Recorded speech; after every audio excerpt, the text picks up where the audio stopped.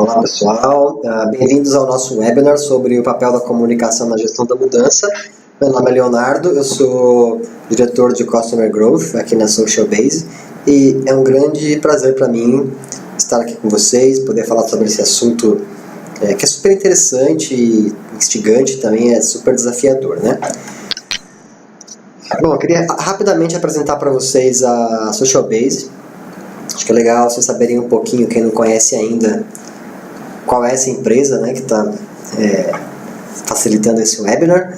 Então, nós somos parceiros da Great Place to Work, inclusive várias empresas que são premiadas no Great Place to Work são nossos clientes, isso é super legal. Nós somos uma empresa fundada aqui em Florianópolis, Santa Catarina, no ano de 2011. Tivemos um processo de aceleração no Vale do Silício, onde aconteceu a gênese da nossa companhia. Fomos investidos pela Senior, que é uma das sócias da Socialbase. A Senior Sistemas é uma empresa referência em sistemas de gestão para o capital humano, logística, uma empresa de tecnologia também aqui de Florianópolis, só que com sede em Blumenau. É uma gigante e nós temos muito orgulho de sermos parte da família Senior. Nós temos hoje 40 mil usuários, 40 mil pessoas conectadas através da nossa tecnologia, da nossa plataforma. Servimos clientes de praticamente todos os segmentos, desde o público até agroindústria, hospital e saúde, empresas financeiras, enfim, temos um portfólio bastante diversificado em diversos segmentos. E a nossa grande especialidade é o engajamento e transformar a comunicação em uma ferramenta de produtividade e colaboração nas empresas. Rapidamente eu vou apresentar para vocês, para que vocês também saibam quem sou eu.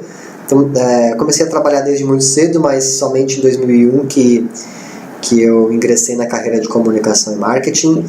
Tive o privilégio de ser agraciado, né, com desafios gigantescos. Isso acelerou meu aprendizado. Eu pude já trabalhar em empresas multinacionais, empresas nacionais de grande porte, também de diversos segmentos, cuidar de projetos e iniciativas globais e multiculturais.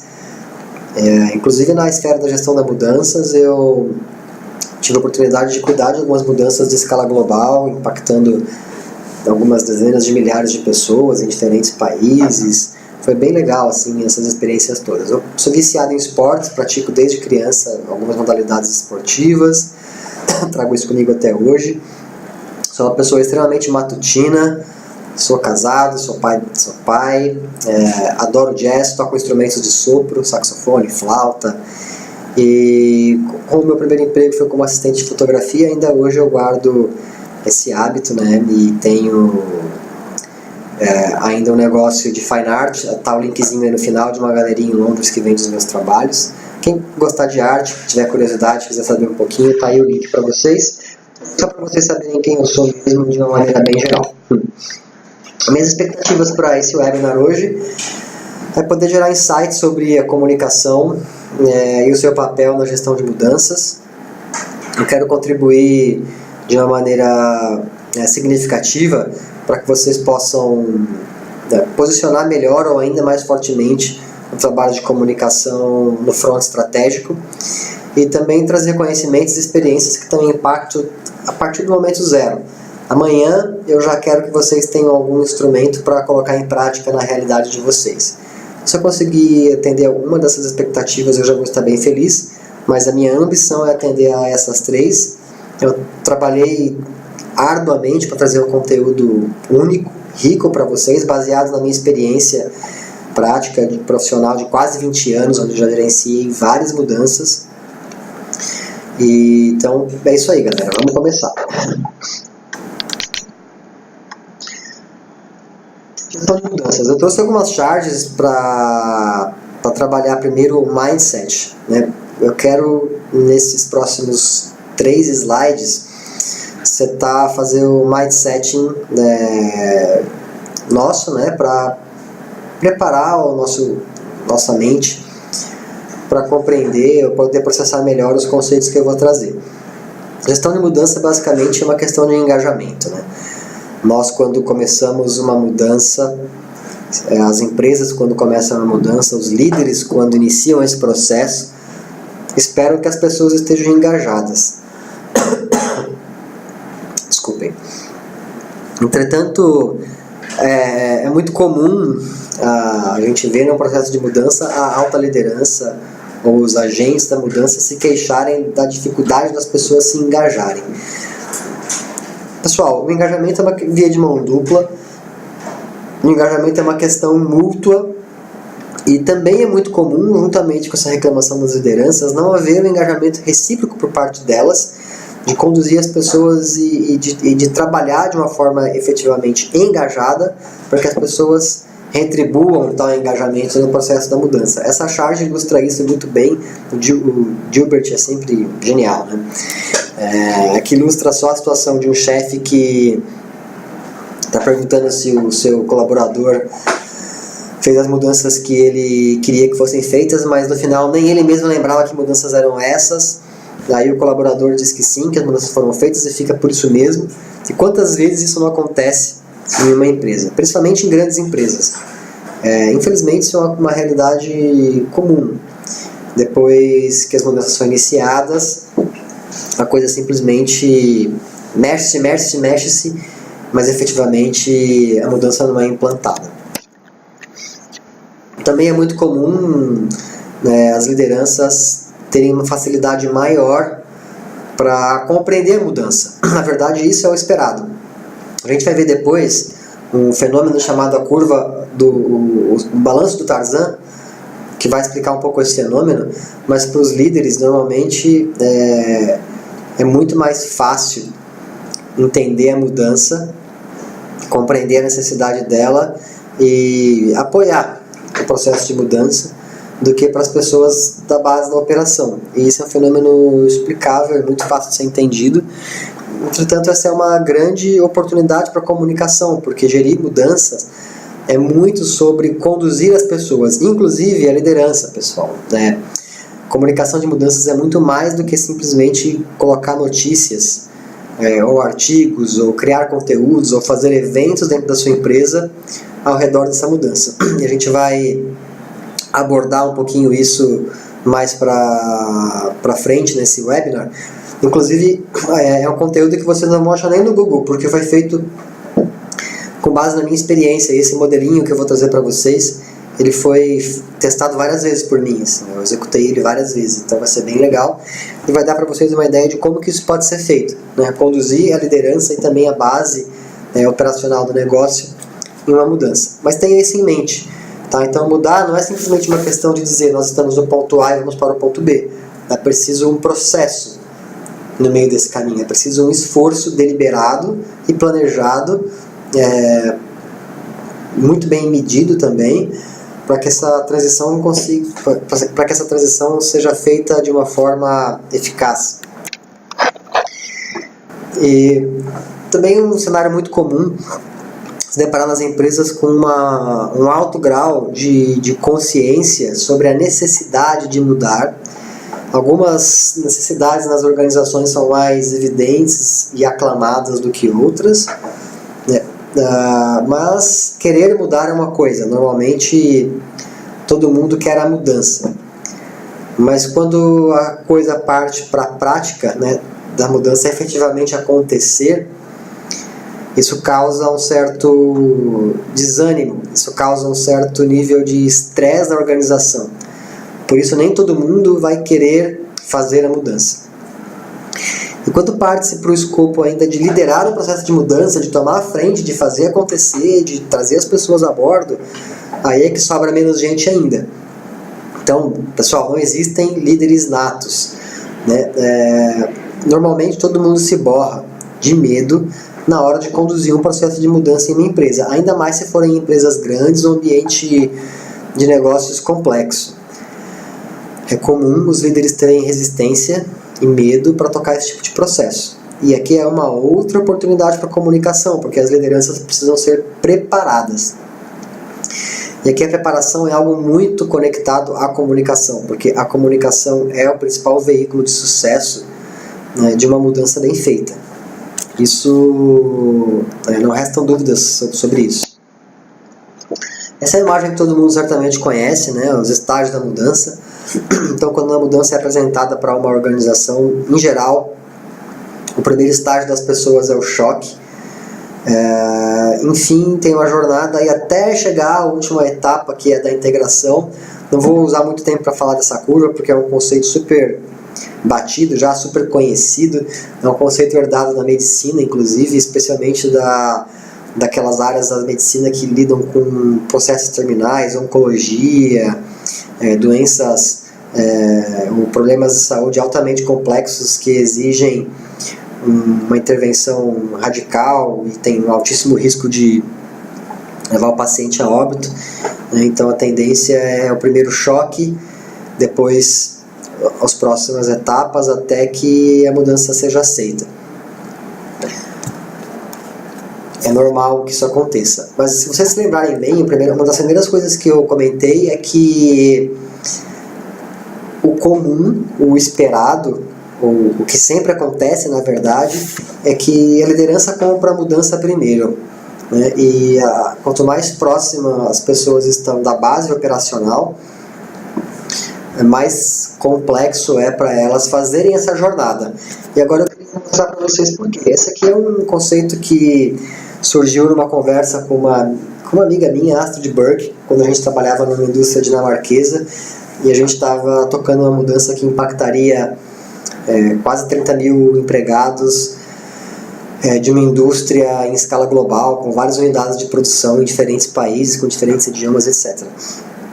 E a Astrid trouxe esse conceito e a gente junto foi rabiscando essa ideia para explicar para os líderes por que, né, que as pessoas da base operacional, mais próxima da base, mais próxima da execução mesmo do trabalho, elas têm mais resistência, mais dificuldade no processo de mudança.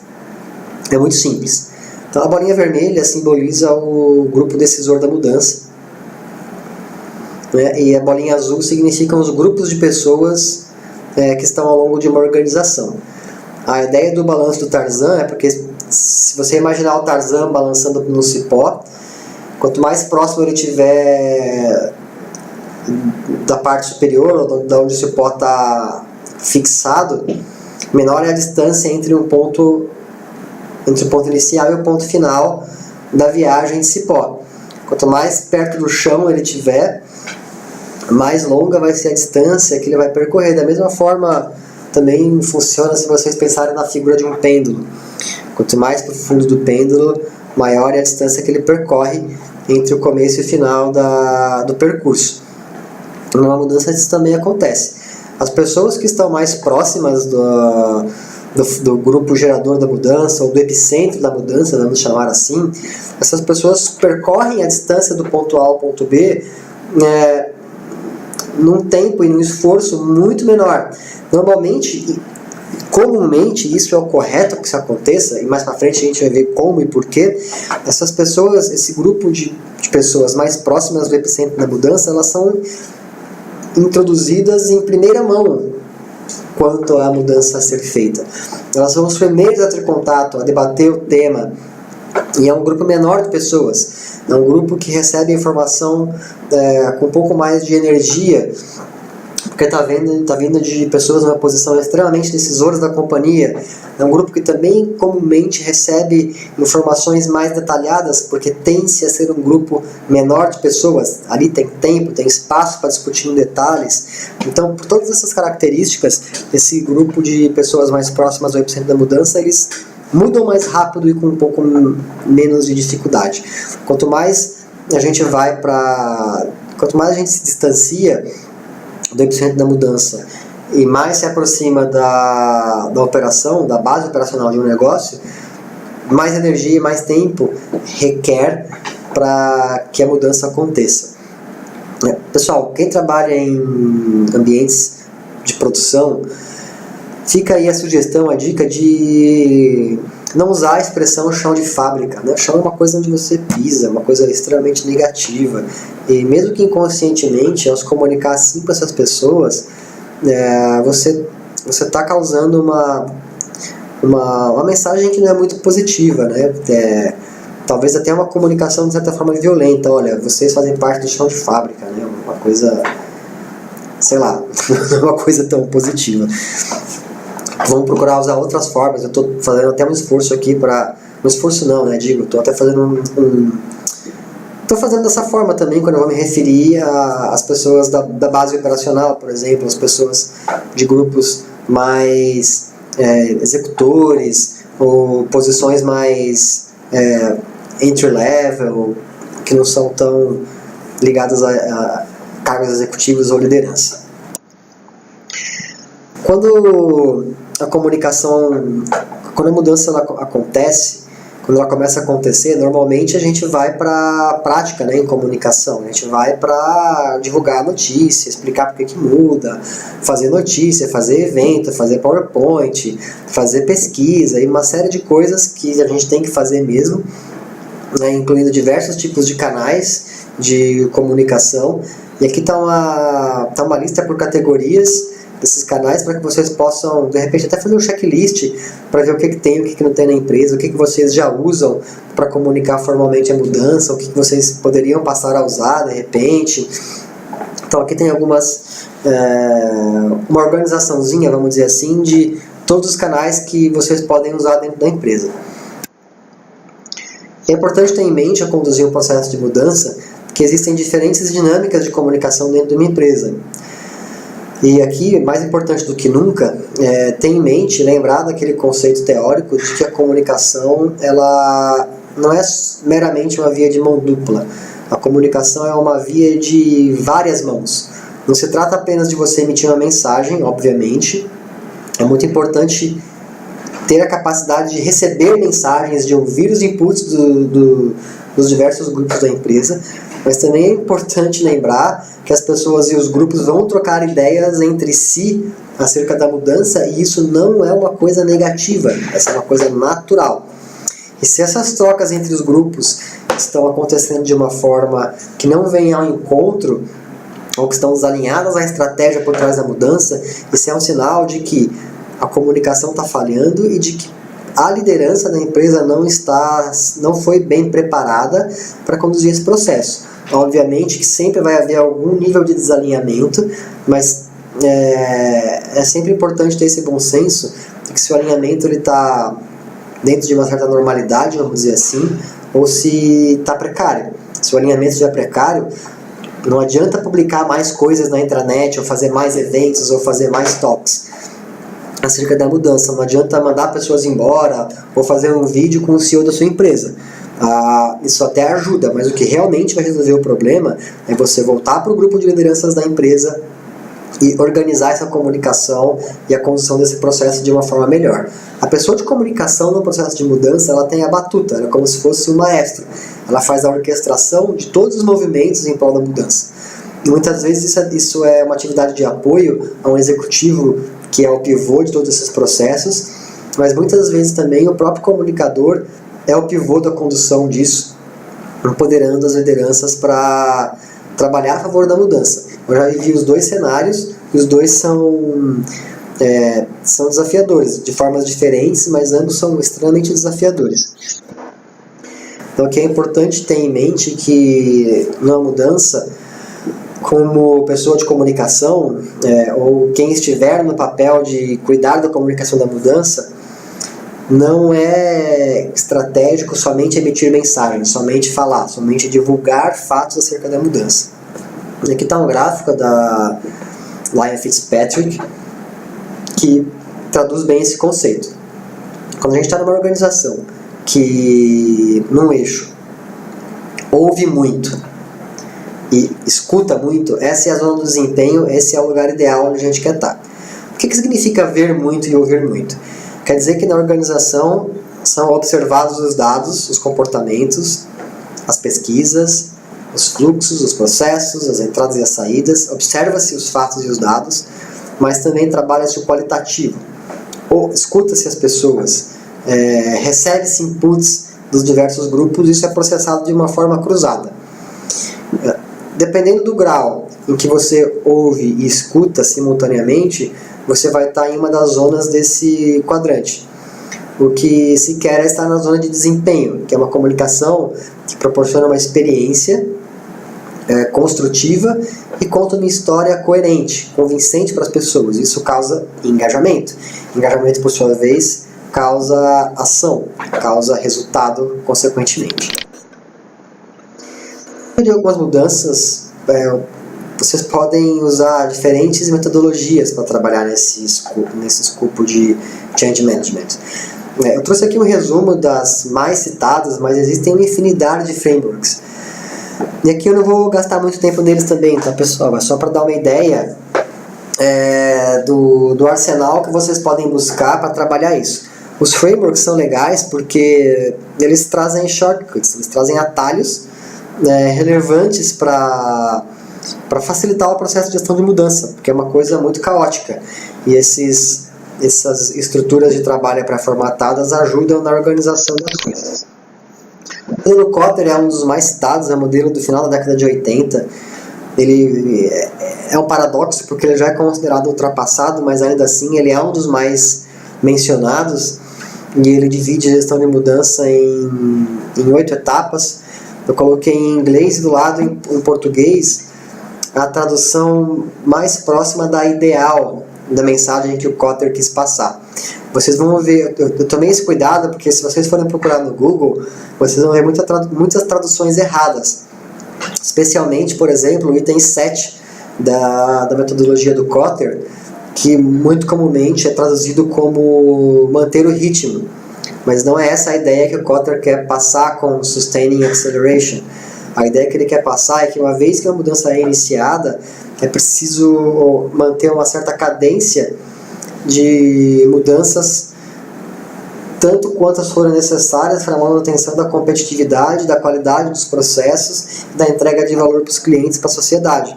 Então, o que ele quer dizer aqui é que mudar uma vez não basta. É preciso constantemente trabalhar o ritmo das mudanças e a cadência delas. E isso nos força a pensar em uma sequência de transformações que são necessárias para o sucesso do negócio e o exercício de uma visão de longo prazo. Esse é o principal ponto de atenção, o item 7. O restante é uma coisa, vamos dizer assim, autoexplicativa, né, que pode ser bastante inspiradora para vocês. Tem livros a respeito, uma infinidade de artigos. Tem os 7 S da McKinsey, eu coloquei em inglês, eles não bateria os 7 S, obviamente, mas eu coloquei aqui do lado em português o que é a metodologia, o que esse framework quer dizer com cada um dos 7. Inclusive, particularmente, eu gosto muito de trabalhar com uma misturinha desses elementos. E o 7S da McKinsey, ele foi lançado na publicação de um livro, tem alguns artigos na Harvard Business Review, no próprio material de divulgação da McKinsey, vocês encontram bastante coisa a respeito. Então, eu nem vou falar muito dele, porque é um modelo amplamente divulgado também.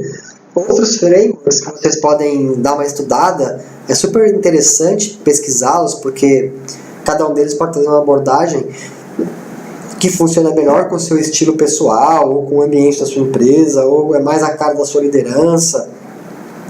O Adhikar, por exemplo, é um modelo que eu gosto muito, muito, muito.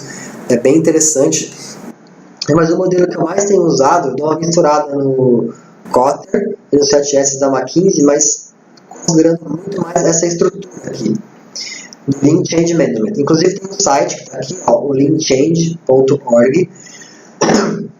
Até conheço uma galera que está ajudando a tradução para o português brasileiro da metodologia e dos livros.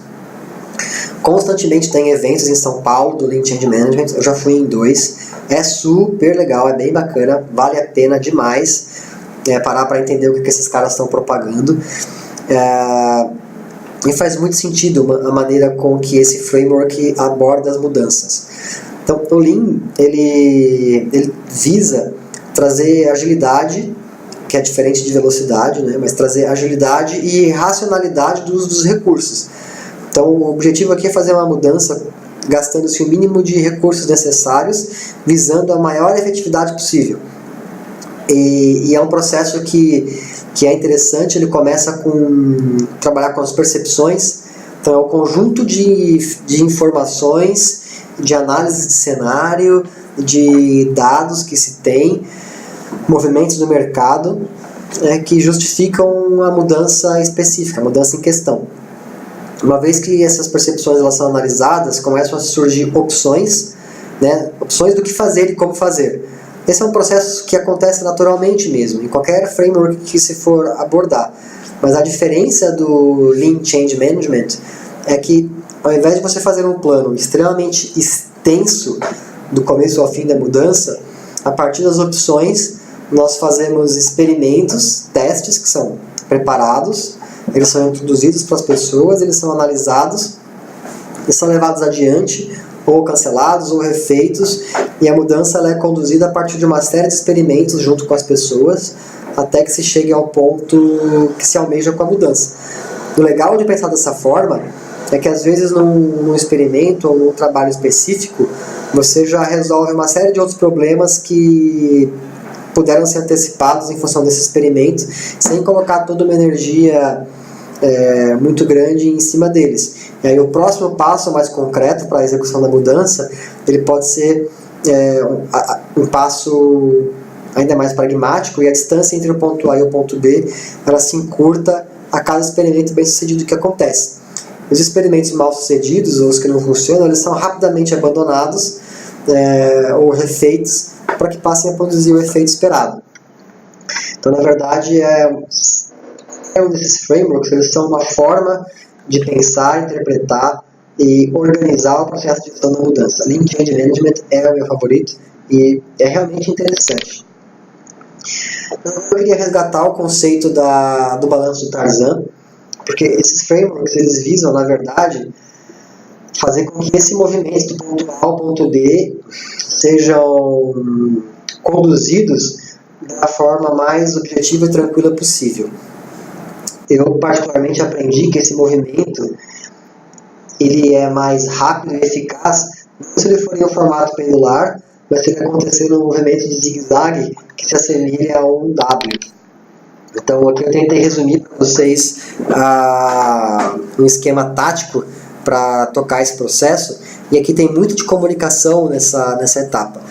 Lembrando que esse esquema tático, esse movimento em W, ele pode ser aplicado a partir de qualquer framework de change management que vocês optem usar. Pessoal, perdão pela quantidade de termos em inglês, mas é simplesmente porque é uma coisa amplamente divulgada dessa forma e fica mais fácil usar os termos mesmo que não sejam no nosso idioma. Espero que vocês estejam ok com isso. Então, esse esquema tático, eu dividi aqui cada bolinha com um número, mas não necessariamente cada número é um público diferente. Então, aqui o 1 e o 7 é sobre o mesmo público, o 2, o 4 e o 6 é sobre o mesmo grupo de stakeholders, e o 3 e o 5 também é sobre o mesmo grupo de stakeholders. Aqui está o epicentro da mudança, as pessoas que estão na decisão da mudança, e aqui estão as pessoas mais próximas desse grupo, e do 2 abaixo as pessoas que estão mais próximas da base operacional. É muito importante, então, nesse caso, ter uma preocupação com o alinhamento e o treinamento dos líderes que estão mais próximos do epicentro da mudança. Esses líderes, por sua vez, eles têm que ser capacitados para treinar um grupo de facilitadores, um pequeno grupo de pessoas que serão os multiplicadores da mudança. Esse pequeno grupo aqui, na bolinha 2, representados pela bolinha 2, 4 e 6,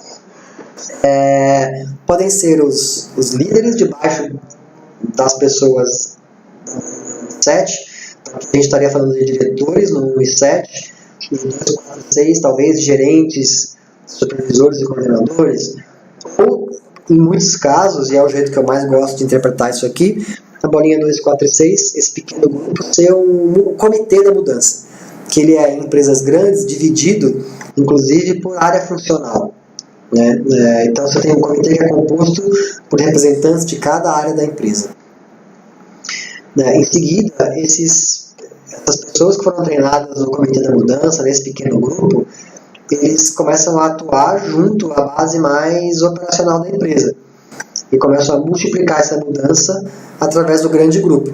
Mas a vantagem de você ter uma série de multiplicadores é que esses multiplicadores conseguem quebrar esse grande grupo em outros grupos menorzinhos. Então você não precisa comunicar uma mudança para todo mundo de uma vez. O ideal é que isso não aconteça. O passo 4, ele refere-se a uma revisão dos primeiros contatos que o pequeno grupo teve com o maior grupo da empresa. O passo 5 é a ação, né, é colocar em prática qualquer mudança necessária no processo de revisão feito no passo 4. E o passo 6 envolve necessariamente algum tipo de ajuste na comunicação da mudança, ou até mesmo algum tipo de ajuste nos processos que foram inicialmente desenhados.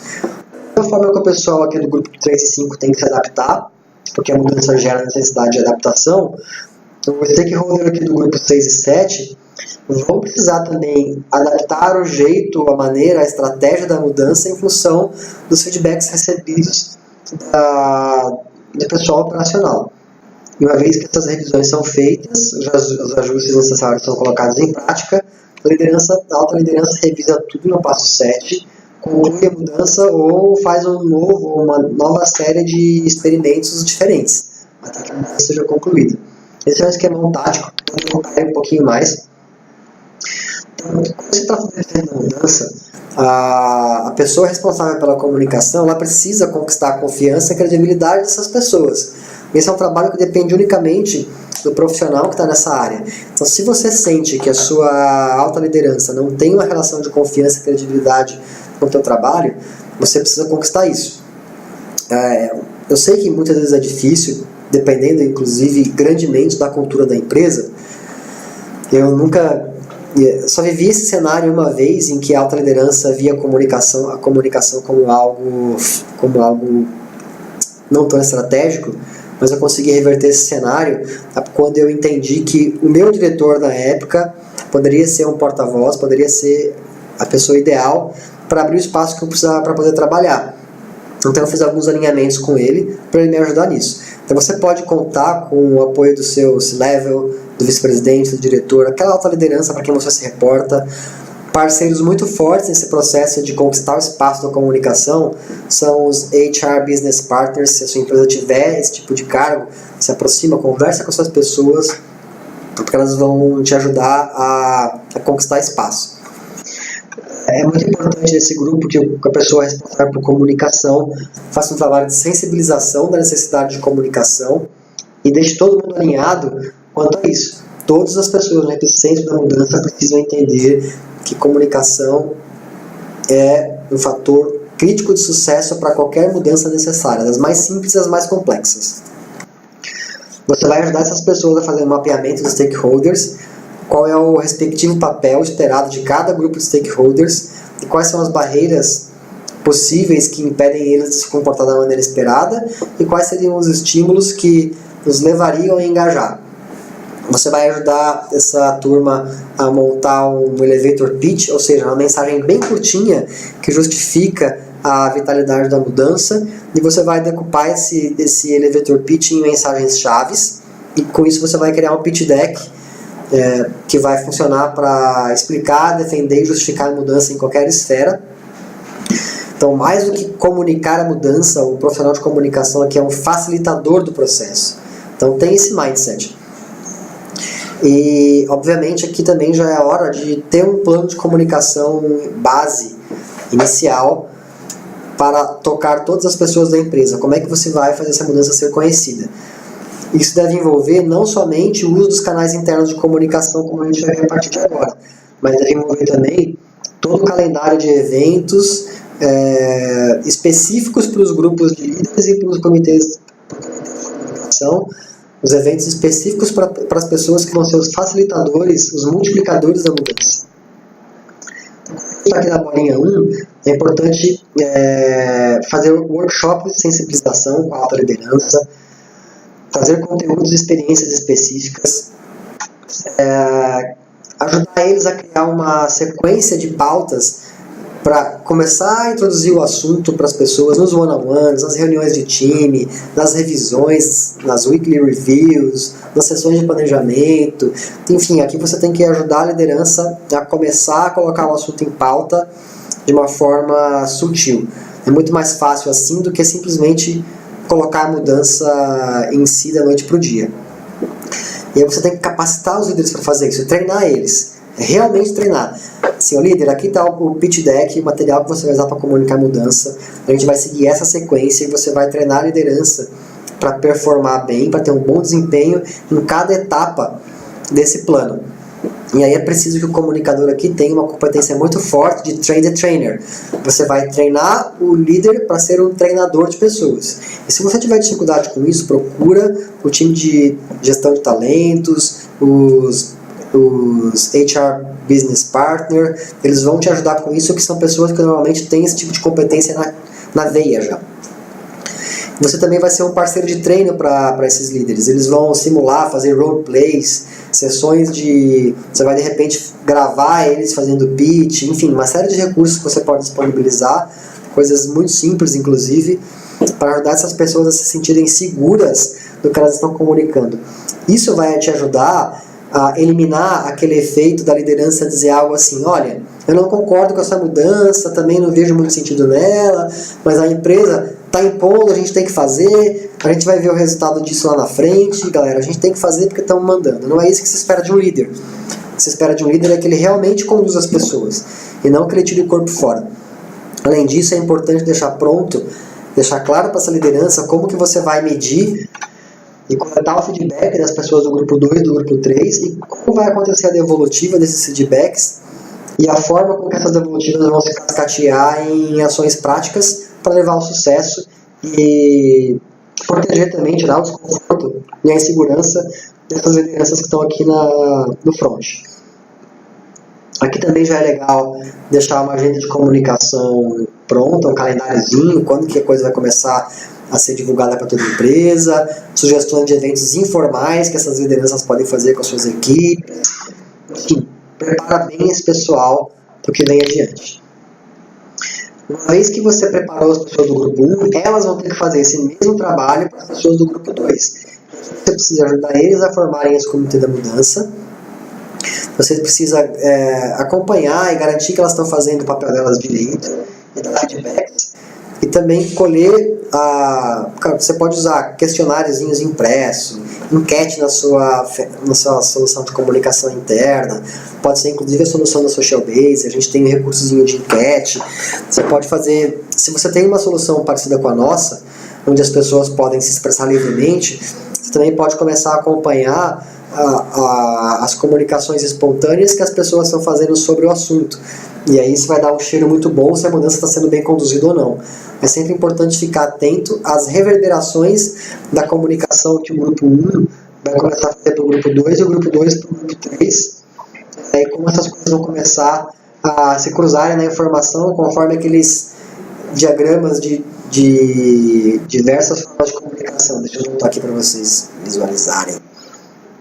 Conforme isso aqui, os diversos pontos de comunicação.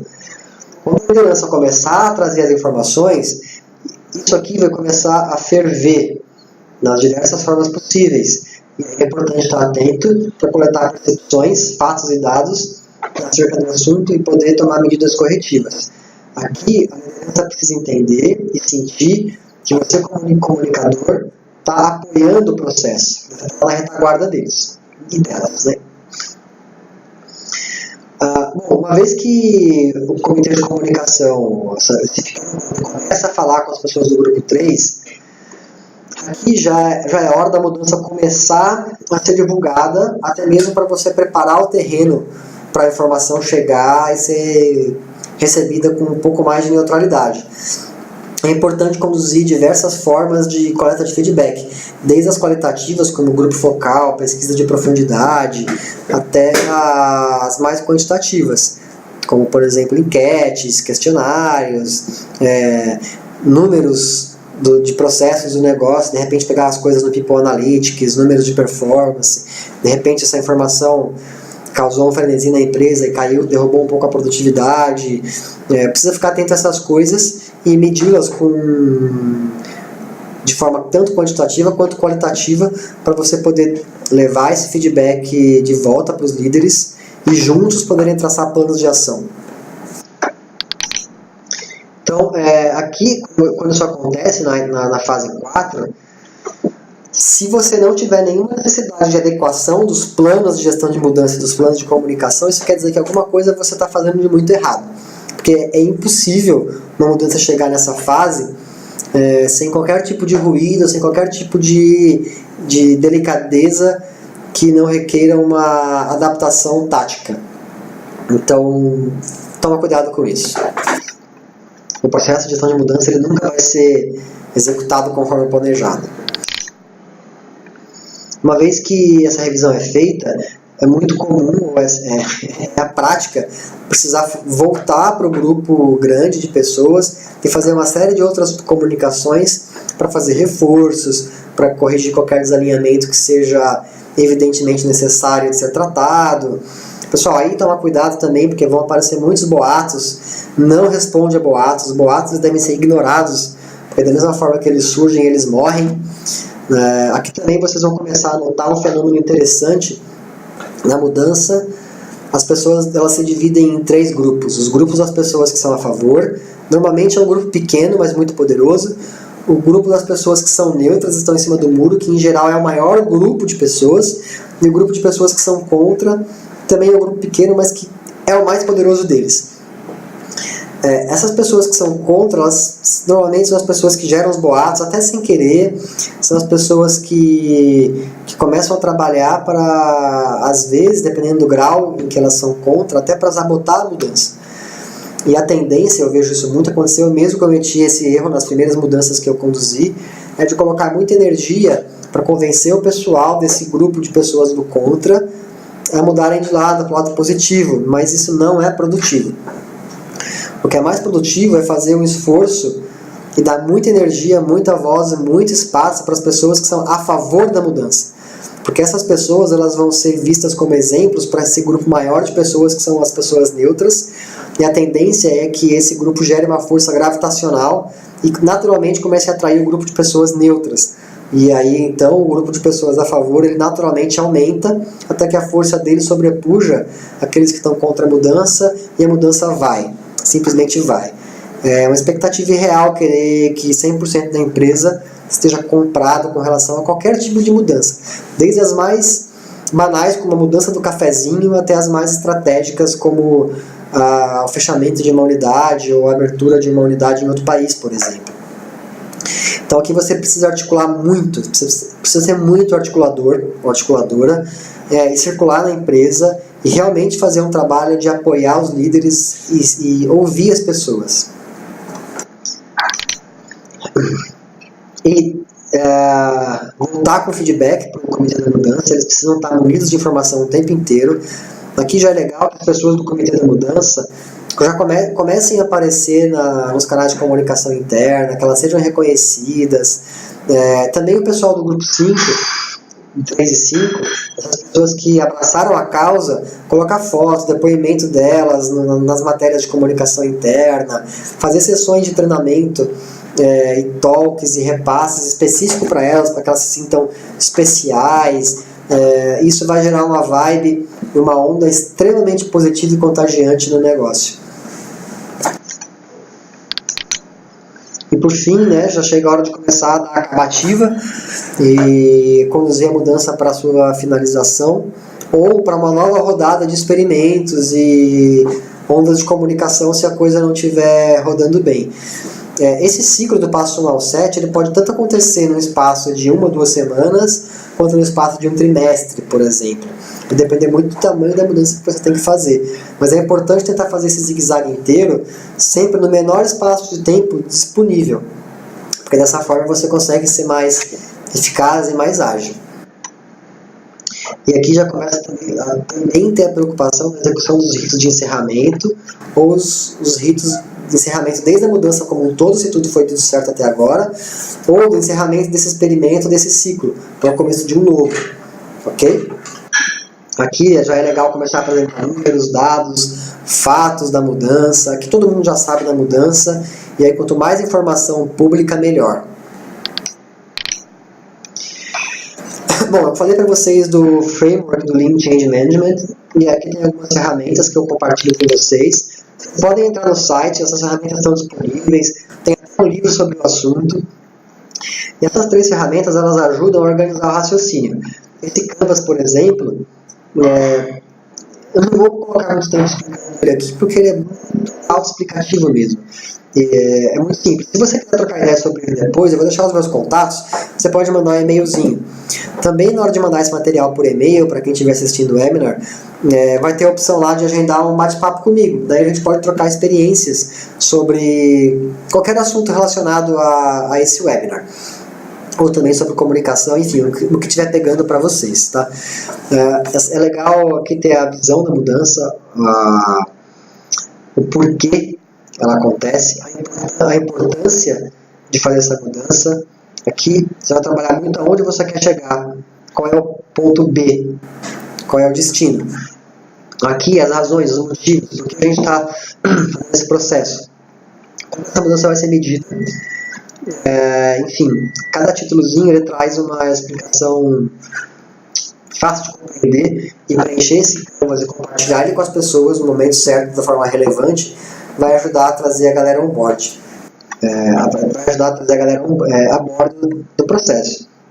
O último campo é um campo onde você vai preencher os experimentos que você está fazendo nesse momento. Depois tem uma tabela de experimentos e que eu vou trabalhar com vocês. É o último slide da apresentação. É só colocar aqui. Pode ser um post-it, pode ser escrito a lápis para depois apagar. Pode ser um documento digital que você edita e cria versões dele conforme o tempo. Mas aqui você vai listar somente os experimentos que estão acontecendo naquele exato momento em que a pessoa está consumindo o Canvas. Ou seja, daqui para cima é uma coisa mais fixa. E essa última linha aqui é uma coisa móvel. Como eu comentei, esse framework ele sugere a execução de diversos experimentos para você fazer a mudança. Mas qual experimento vocês devem priorizar? Essa matriz ela ajuda a entender a natureza dos experimentos e vai dar insights para vocês analisarem o que fazer primeiro. Então, para tomar uma decisão nesse sentido, de onde começar, a matriz propõe uma análise no eixo de custo.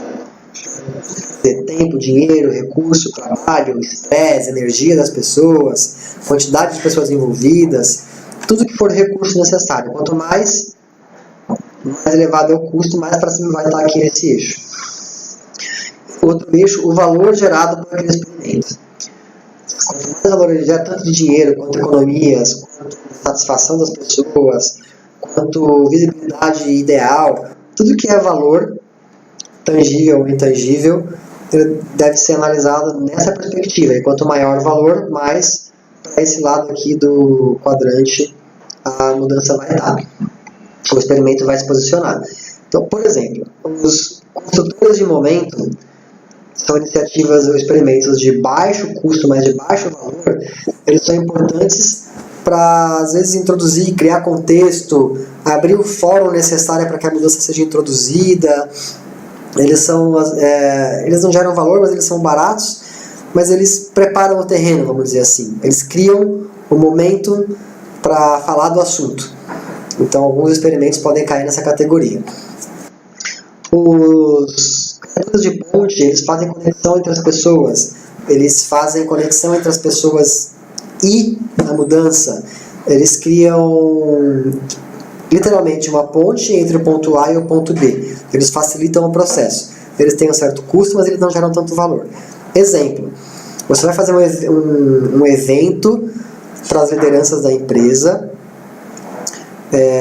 se reunirem num local fora do escritório, da fábrica, junto com as pessoas do epicentro da mudança, os decisores da mudança, e um consultor externo para fazer um processo de team building, onde todo mundo vai entender o cenário que o negócio está inserido.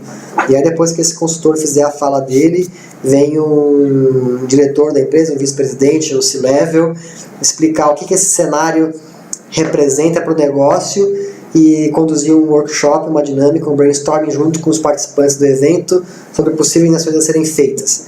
Essa é uma coisa que tem um custo, ela cria conexões, laços entre as pessoas e entre os objetivos do negócio, por exemplo.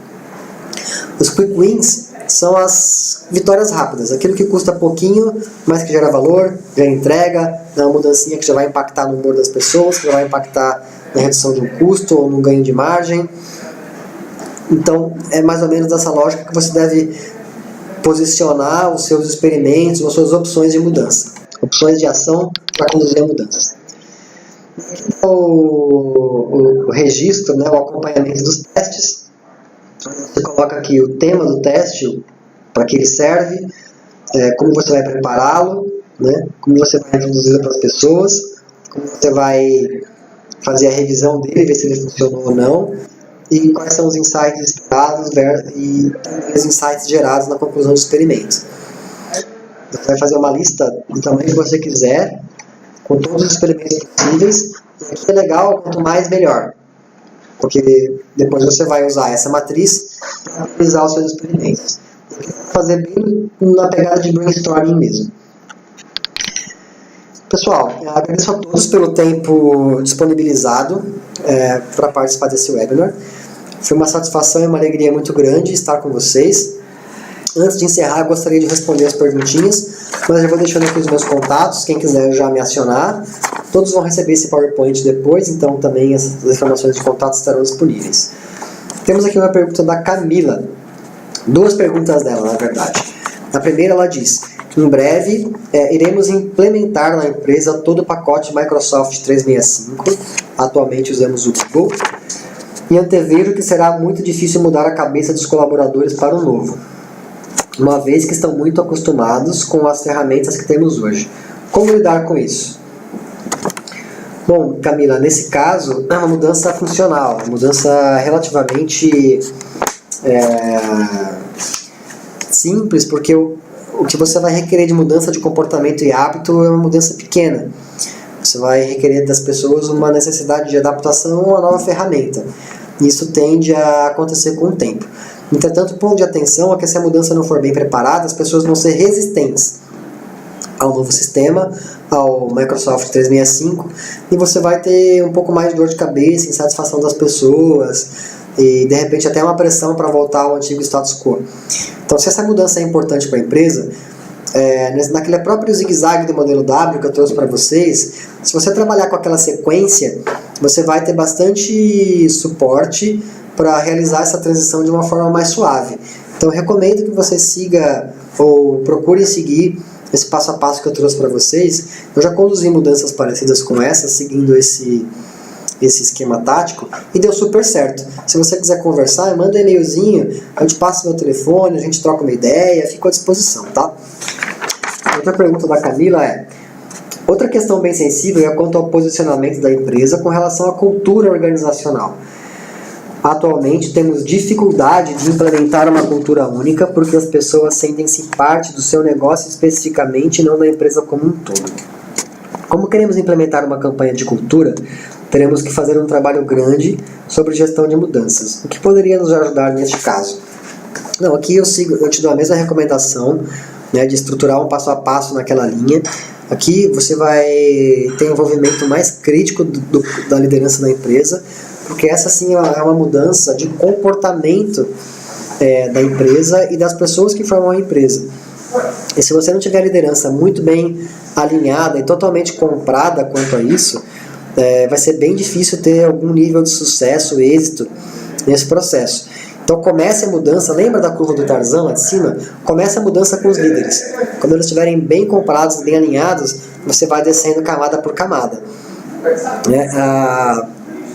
Aqui, uma ferramenta de comunicação interna como a que nós disponibilizamos aqui na Social Base é um recurso muito útil, porque aqui a própria liderança e as próprias pessoas, elas têm a liberdade de criar conteúdos e comunicações engajantes sobre a cultura da empresa.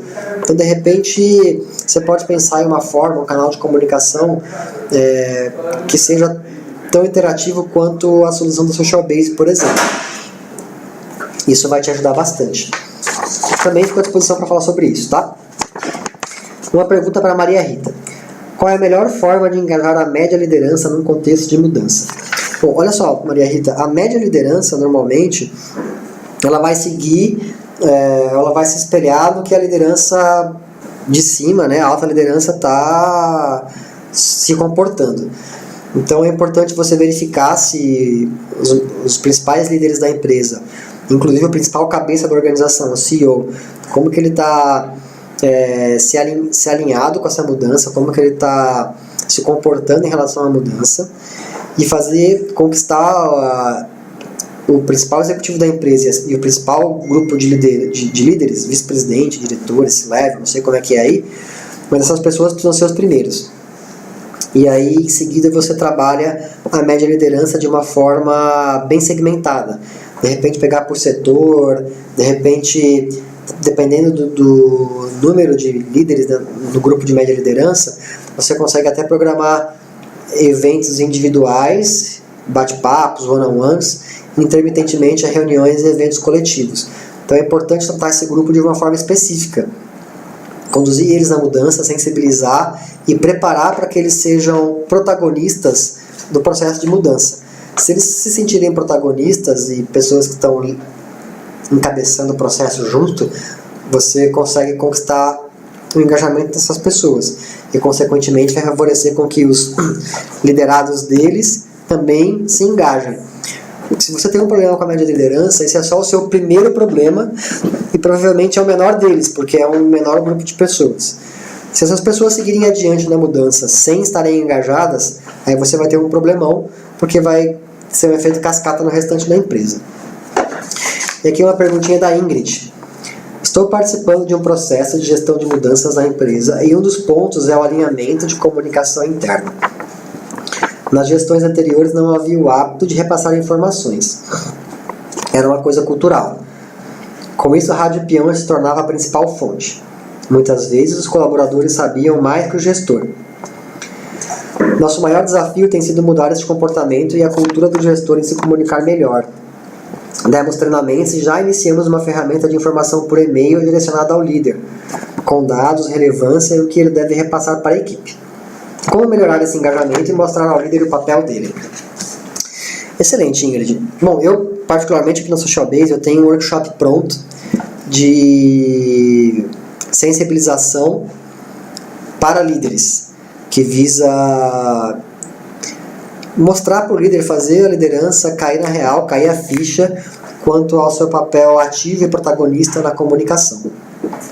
Se você quiser, a gente pode trocar uma ideia a respeito. Eu, inclusive, muitas vezes faço esse workshop voluntariamente. Então, podemos trocar uma ideia, tá?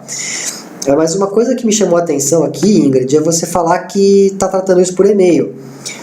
Desculpa se a minha assertividade é exagerada, mas eu preciso ser claro. Você não vai conseguir resolver esse problema por e-mail. Abandona o e-mail não é o canal de comunicação para isso. O canal de comunicação para isso é presencial.